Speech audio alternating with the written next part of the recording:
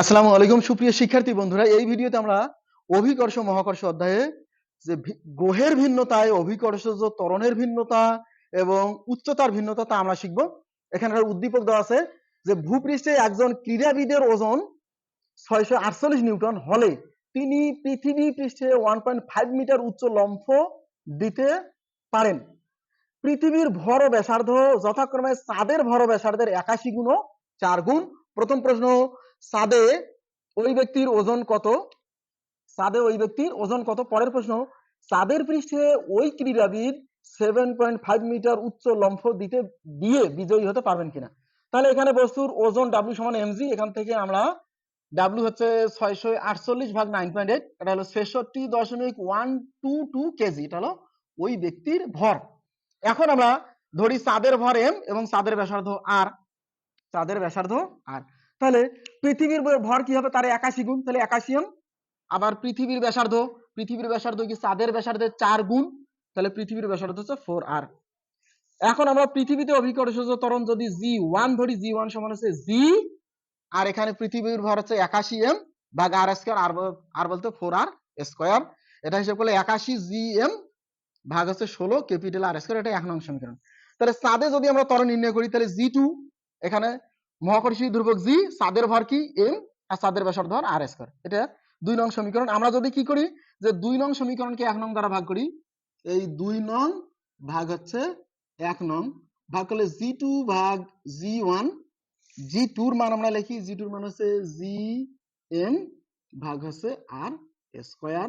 আর আমরা কি এই g2 এর মানকে g1 এর মান দ্বারা যদি ভাগ করি, এই ভগ্নাংশ, তাহলে আমরা যদি এটা ভাগ করি, তাহলে ভগ্নাংশটা যদি আমরা উল্টেই, তাহলে 16 আর স্কয়ার এটা যে উপরে, আর 81 gm এটা থাকে নিচে। এখানে এই gm, ক্যাপিটাল gm বাদ যায়, এই আর স্কয়ার বাদ যায়, তাহলে হচ্ছে g2 সমান হচ্ছে g2 ভাগ g1 সমান হচ্ছে 16 81, তাহলে g2 সমান 16 ভাগ 81, আর এখানে g1 এর মান হচ্ছে কত? 9.8। পৃথিবীতে অভিকর্ষজ ত্বরণ 9.8, তাহলে g2 সমান, এটা যদি আমরা হিসাব করি, তাহলে হচ্ছে 16 গুণন 9.8 ভাগ হচ্ছে 81, এটা হিসাব করলে হচ্ছে 1.9358 ms ইনভার্স 2, এটা হচ্ছে চাঁদে অভিকর্ষজ ত্বরণ। এখন যদি আমরা ওই ব্যক্তির ওজন নির্ণয় করি, চাঁদে ওজন, তাহলে চাঁদে ওজন W সমান হচ্ছে কি, W1 সমান হচ্ছে mg। m হচ্ছে কত? ওই ব্যক্তির ভর হচ্ছে 66.122, আর g হচ্ছে অভিকর্ষজ ত্বরণ চাঁদে 1.9358। আমরা এটা যদি হিসাব করি, তাহলে গুণন 66.122, তাহলে হচ্ছে 128 নিউটন, 128 নিউটন। তাহলে ওই ব্যক্তির চাঁদে ওজন হবে 128 নিউটন। পরের প্রশ্ন, যে চাঁদের পৃষ্ঠে ওই ক্রীড়াবিদ এই 7.5 মিটার উচ্চ লম্ফ দিয়ে বিজয়ী হতে পারবেন কিনা?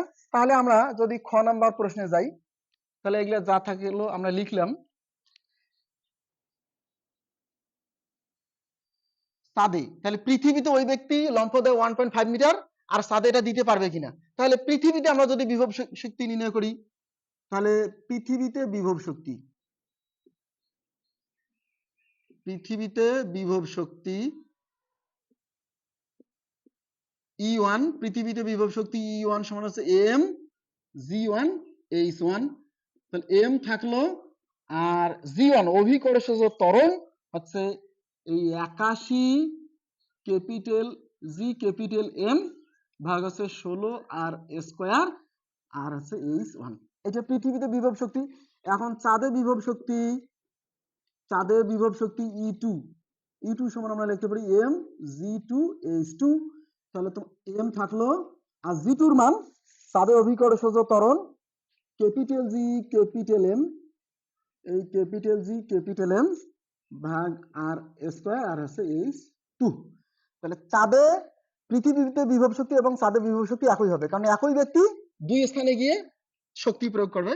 তাহলে এখানে E1 সমান হচ্ছে E2, তাহলে E1 এর মান হচ্ছে M 81 ক্যাপিটাল জি ক্যাপিটাল M 16 আর স্কয়ার গুণন হচ্ছে H1, আর ওখানে হচ্ছে M ক্যাপিটাল M ক্যাপিটাল জি ক্যাপিটাল M আর স্কয়ার গুণন হচ্ছে H2।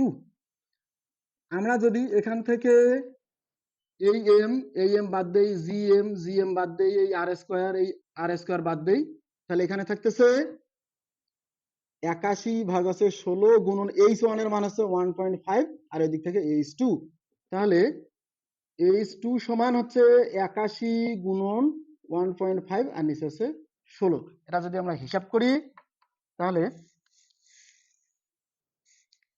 81 গুণন হচ্ছে 1.5 ভাগ 16, তাহলে এটা হচ্ছে 7.9375 মিটার।